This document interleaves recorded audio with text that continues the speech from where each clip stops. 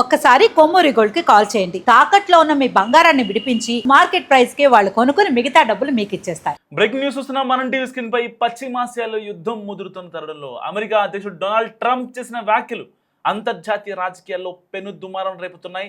తాజాగా టెన్నెసీలో జరిగిన ఒక సమావేశంలో మాట్లాడిన ట్రంప్ ఇరాన్పై దాడులు చేయాలనే ఆలోచనను తొలుత తన రక్షణ మంత్రి పీట్ హెగ్జెతే ప్రతిపాదించినట్లు వెల్లడించారు.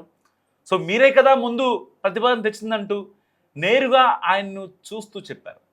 సో ఈ కామెంట్లు చూస్తుంటేనే ఇరాన్పై సైనిక చర్యకు సంబంధించి అమెరికా అగ్రనాయకత్వంలో భిన్నాభిప్రాయాలు వ్యక్తమవుతున్నట్లు స్పష్టంగా కనిపిస్తుంది. సో సరిగ్గా హార్మూజ్ జలసంధి విషయంలో 48 గంటలు ఇరాన్కి టైం ఇచ్చింది అగ్రరాజ్యం అమెరికా. సరిగ్గా 24 గంటల సమయం గడిచిన తర్వాత వెంటనే డొనాల్డ్ ట్రంప్ సీజ్ ఫైర్ అంటూ ట్వీట్ చేశారు తన ట్రూత్ సోషల్ మీడియా అకౌంట్ నుంచి. ఎట్టి పరిస్థితుల్లో ఆయిల్ రిఫైనరీలపై, ఇరాన్లోని గ్యాస్ రిఫైనరీలపై సో మేము దాడులు చేయం, మిసైల్స్ని పంపించం, 5 రోజుల యుద్ధానికి బ్రేక్ అంటూ ట్రంప్ చేసిన వ్యాఖ్యలకి ధీటుగా ఇప్పుడు అమెరికా కమాండ్ కంట్రోల్ ఒక ట్వీట్ చేసింది. సో మీరు మనం టీవీ స్క్రీన్పై ఆ ట్వీట్ని చూస్తున్నారు. ఇరాన్పై దాడులకి మేము సిద్ధమంటూ దాడులు స్టార్ట్ చేస్తున్నాం, వాళ్ళు మా మాట విన్నరు, సో ఎట్టి పరిస్థితుల్లో మా పని మేము చేసుకుంటూ పోతాం అంటూ అమెరికా కమాండ్ కంట్రోల్ ట్వీట్ చేసింది. తాజాగా వెలుగులోకి వచ్చిన వీడియోలో ఇరాన్ ప్రయోగించిన ఒక క్షిపణి ఇంటి పరిసర ప్రాంతాల్లోకి దూసుకొచ్చింది. సో ఆ విజువల్ మీరు మనం టీవీ స్క్రీన్పై ఎక్స్క్లూజివ్ చూస్తున్నారు. ఆ సమయంలో ఇంటి తలుపులు, కిటికీలు, ఫ్రేములు ఎగిరిపోతుండగా సామాన్లు చెల్లా చెదురుగా పడి ఉన్న దృశ్యాలు అందులో ఉన్నాయి. సో కొన్ని రిపోర్ట్స్ ప్రకారం ఇరాన్ క్షిపణి దాడుల్లో ఇజ్రాయెల్ అరద్ పట్టణంలో 84 మంది గాయపడగా 10 మంది పరిస్థితి విషమంగా ఉంది. సో డిమోనాలో 33 మంది గాయపడ్డారు. సో డిమోనాలో బాంబు షెల్ కారణంగా తీవ్రంగా గాయపడిన వారిలో 10 ఏళ్ల బాలుడు, 40 ఏళ్ల మహిళ కూడా ఉన్నారు. సో ఇజ్రాయెల్ ప్రధాన అణు పరిశోధనా కేంద్రానికి డిమోనా కేవలం 20 కిలోమీటర్ల దూరంలోనే ఉండడంతో ఈ దాడులకు ప్రాముఖ్యత ఏర్పడింది. మొత్తంగా ఇరాన్ అమెరికా రాడార్ సిస్టమ్ని కూడా మొత్తం క్రాష్ చేసింది. పశ్చిమాసియాలో ముదురుతున్న యుద్ధ జ్వాలల మధ్య అమెరికా అధ్యక్షుడు డొనాల్డ్ ట్రంప్ సంచలన వ్యాఖ్యలు చేశారు. ఇరాన్పై సైనిక చర్య చేపట్టాలనే ప్రతిపాదన తనది కాదని, రక్షణ మంత్రి పీట్ హెగ్జెత్ ఇచ్చిన సలహా మేరకే తాను అడుగులు వేశానంటూ ట్రంప్ మరొకసారి మాట మార్చారు. టెన్నెసీలో జరిగిన ఒక రౌండ్ టేబుల్ కాన్ఫరెన్స్లో ట్రంప్ చేసిన కామెంట్స్ ఇప్పుడు ఇంటర్నేషనల్ వైడ్గా పెను దుమారాన్ని రేపుతున్నాయి. దాడి చేద్దామని మీరే కదా చెప్పింది అంటూ ఆయన మాట్లాడిన మాటలు అంటే ఇప్పటిదాకా అగ్రరాజ్యపు అధ్యక్షుడు, అధినేత, first person Donald Trump. So Trump ఒక మాట చెప్పాడు అంటే అథెంటిక్గా ఉంటుంది. H1B వీసాల విషయంలో అయినా, మైగ్రెంట్స్ని పంపించడం విషయంలో అయినా, ఇల్లీగల్ మైగ్రెంట్స్ని దేశం నుంచి యుద్ధ ప్రాతిపదికన పంపించడంలో అయినా, ఇంకెవరో ఈ గేట్స్, ఈ హెగ్జెత్తో, ఈ పీటర్సన్ను, ఇంకొకళ్ళు డెసిషన్ తీసుకోలే కదా. ఓన్లీ డెసిషన్ తీసుకున్నది ఎవరు? Donald Trump. సో ఇప్పుడు దాడి చేద్దామని చెప్పింది మీరే కదా పీట్ అంటూ తన రక్షణ మంత్రిని టార్గెట్ చేశాడు డొనాల్డ్ ట్రంప్. తన పక్కనే కూర్చున్న రక్షణ మంత్రి పీట్ హెగ్జెత్ని ఉద్దేశించి ట్రంప్ డైరెక్ట్గా ప్రశ్నించారు. సో పశ్చిమాసియాలో నెలకొన్న సమస్యను పరిష్కరించేందుకు సైన్యాన్ని పంపే విషయంపై తాను మొదట పీట్తో సహా పలువురు అధికారులతో మాట్లాడానని, సో పీట్ ఇరాన్ వద్ద అణ్వాయుధం ఉండకూడదని, అందుకే మనం దాడి చేయాలని మొదటగా చెప్పింది మీరే అంటూ పీట్ని ఉద్దేశించి డైరెక్ట్గా పక్కన కూర్చున్న వ్యక్తితోనే అక్కడ ట్రంప్ మాట్లాడారు. సో ఒక రకంగా అక్కడ పీట్ హెగ్జెత్, ఆ రక్షణ శాఖ మంత్రి ఎవరైతే ఉన్నారో అతను ఏం మాట్లాడలేనటువంటి సిచ్యువేషన్. ఒక అగ్రరాజ్యపు అధినేతగా ట్రంపే డైరెక్ట్గా సీజ్ ఫైర్ ఒప్పందాన్ని ప్రపంచ దేశాలన్నిటికీ చెప్పిన తర్వాత, సో ఎన్నాళ్ళ నుంచో ప్రపంచ దేశాలన్నీ కూడా ఈ హార్మోజ్ జలసంధి నుంచి నౌకల్ని రిలీజ్ చేయాలి, ఇరాన్ ఇజ్రాయెల్ యుద్ధం ఆగిపోవాలి, ట్రంప్ వైట్ హౌస్లో కూర్చొని ఇలాంటి పిచ్చి పిచ్చి పనులు చేయడం మానుకోవాలి. సో ప్రపంచ దేశాల్లో ఉన్న అందరి ప్రజల దగ్గర నుంచి ఇప్పుడు డొనాల్డ్ ట్రంప్ అంటే పిచ్చోడి చేతిలో రాయా అన్నట్టుగా అందరికీ పోట్రే అయిపోయింది. కాబట్టి తనని తాను సేవ్ చేసుకోవడం కోసం ఇక్కడ అమెరికా స్థాయిని కూడా దిగజార్చాడు డొనాల్డ్ ట్రంప్. ఆ విషయంలో ఏమాత్రం మొహమాటం లేదు. ఎందుకంటే రక్షణ శాఖ మంత్రి పీట్ హెగ్జెత్ అతని పేరు, పీట్ హెగ్జెత్తో కళ్ళ ముందే ఈ యొక్క ఇంటర్నేషనల్ జర్నల్స్ అడుగుతున్న ప్రశ్నకు మీరే కదా చెప్పింది పీట్ అంటే, ఆయన ఏం మాట్లాడతాడు? ఆఫ్ ద రికార్డ్గా ఇంటర్నల్గా జరిగిన సమావేశాల్లో పీట్ హెగ్జెత్ తన అభిప్రాయం చెప్పి ఉండొచ్చు కాక, తప్పేముంది దాంట్లో? ఒక రక్షణ శాఖ మంత్రిగా యుద్ధం జరిగితే ఎన్ని నెలలు జరుగుతాయి, ఎన్ని వారాలు, ఎన్ని రోజులు, ఎన్ని గంటలు చేయాలి, మన దగ్గర ఉన్న సామర్థ్యం ఏంటి, మన ఆర్థిక వ్యవస్థ తగ్గట్టుగా మనం ఎలా యుద్ధం చేయాలి అనే విషయాలు పీట్ హెగ్జెత్ ఒక మాట చెప్పుండొచ్చు, దాన్నే ఉంది. అతను ఆ కన్సర్న్ డిపార్ట్మెంట్కి మినిస్టర్ కదా. సో అలాంటి వ్యక్తిని ఇప్పుడు అందరి ముందు ప్రపంచ దేశాలపై నేను కాదు ఇరాన్పై యుద్ధం చేస్తే బాగుంటుందని చెప్పింది పీట్ హెగ్జెత్ అని చెప్పి అతన్ని పిచ్చోని చేశారు ప్రపంచ దేశాల ముందు. సో ఇరాన్పై దాడుల విషయంలో విమర్శలు వెల్లువెత్తుతున్న తరుణంలో ఈ నిర్ణయానికి బాధ్యుడిని చేస్తూ రక్షణ మంత్రిపై నిందలు మోపడం ట్రంప్ వ్యూహాత్మక ఎత్తుగడగా చాలామంది విశ్లేషకులు భావిస్తున్నారు. సో ఇదే సమయంలో ఉపాధ్యక్షుడు జెడీ వ్యాన్స్ గురించి కూడా ట్రంప్ ఆసక్తికర వ్యాఖ్యలు చేశారు. ఇరాన్తో యుద్ధం చేయడం పట్ల వ్యాన్స్ అంత ఆసక్తిగా లేరని ఆయన స్పష్టం చేశారు. అలాగే ఇరాన్ ఇలా గల్ఫ్ దేశాలపై విరుచుకుపడుతుందని మేము అసలు ఊహించలేదు, దీని గురించే మేము ముందే ఆలోచించలేదంటూ ట్రంప్ ఒప్పుకోవడం గమనం. ఒక్క మాట ఇందులో, ఒక్క మాట.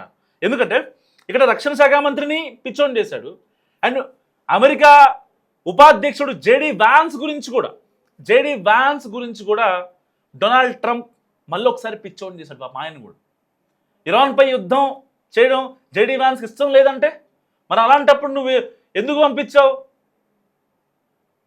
సముద్ర జలాల్లోకి జలాంతర్గాముల్ని, యుద్ధ నౌకల్ని, ఇక్కడ గల్ఫ్లో ఉన్న మీ ఎయిర్ బేసుల్ని ఎందుకు మరి సైనికుల్ని పంపించావు? యుద్ధం చేయడానికే కదా. మిసైల్స్ కూడా పంపించావు కదా ఇళ్లలోకి. ఇరాన్లోని చాలా ప్రావిన్స్లో ఇళ్లల్లో కూడా మిసైల్ పంపించారు, సివిలియన్స్ని కూడా దాడి చేసి ప్రయత్నం చేశాడు ట్రంప్. సో ఆ మిసైల్స్ ఇజ్రాయెల్ కన్ఫర్మ్ చేసేసరికి ఇజ్రాయెల్ చంపింది అనుకుని మళ్ళీ ఇరాన్ వాళ్ళు ఏం చేశారు, వాళ్ళ దగ్గర ఉన్న మిసైల్స్ని ఇరాన్ మీద వేశారు. సరే, వీళ్ళు ఇక్కడ చిన్న దెబ్బ తగిలితే ఇజ్రాయెల్లో చాలా పెద్ద దెబ్బలు తగిలాయి. పెద్ద ఎత్తున ఆయిల్ రిఫైనరీ కావచ్చు, ఇటు గ్యాస్ రిఫైనరీలు కావచ్చు, చాలా పెద్ద ఎత్తున ధ్వంసం అయ్యాయి. కొన్ని లక్షల కోట్ల రూపాయల ఆస్తి నష్టం. ఇటు ఇరాన్ యొక్క బాధ చూసి ప్రపంచ దేశాలు కొన్ని ఏవైతే ఉన్నాయో, షియా వర్గం ఏదైతే ఉంటుందో ముస్లిమ్స్లో, సో ఆ మహిళలు కావచ్చు, సో చాలామంది ఎవరైతే తమ కండోలెన్స్ని తెలిపే వాళ్ళు ఎవరైతే ఉంటారో, కొన్ని వేల కోట్ల ఆర్థిక సాయాన్ని ఇప్పుడు ఇరాన్ కూడా ప్రకటిస్తున్న నేపథ్యం. ఈవెన్ ఇండియా నుంచే ఒక 100 కోట్ల విరాళం వెళ్ళింది. దాంట్లో చాలామంది మహిళలు కూడా ఉన్నారు. ఇరాన్ లాంటి కంట్రీకి ఏం కాకూడదు, ఫర్దర్గా ఫ్యూచర్లో మనలాంటి కంట్రీస్ బతుకుతాయి ఇరాన్ వల్ల. ఇరాన్కి మనకి శత్రు దుర్భేజాలు లాంటివి ఏం లేవు కాబట్టి, సో ఇరాన్ లాంటి కంట్రీ బతికితే మన దేశంలో చాలామంది ఇండియాకి బతుకుతారు. సో మన వాళ్ళు కూడా, మన ఇండియా నుంచి కూడా చాలామంది ఆడపిల్లలు అక్కడికి ఇరాన్కి వెళ్ళి ఎంబీబీఎస్ అలాంటివి చేస్తూ ఉంటారు. సో అలాంటి వాళ్ళు కూడా వెనక్కి వచ్చేసారు. ఇవన్నీ తెలుసుకుని చాలామంది ఇండియన్ మహిళలు ఏం చేశారంటే ఒక 100 కోట్ల రూపాయల వరకు విరాళం కూడా ప్రకటించారు.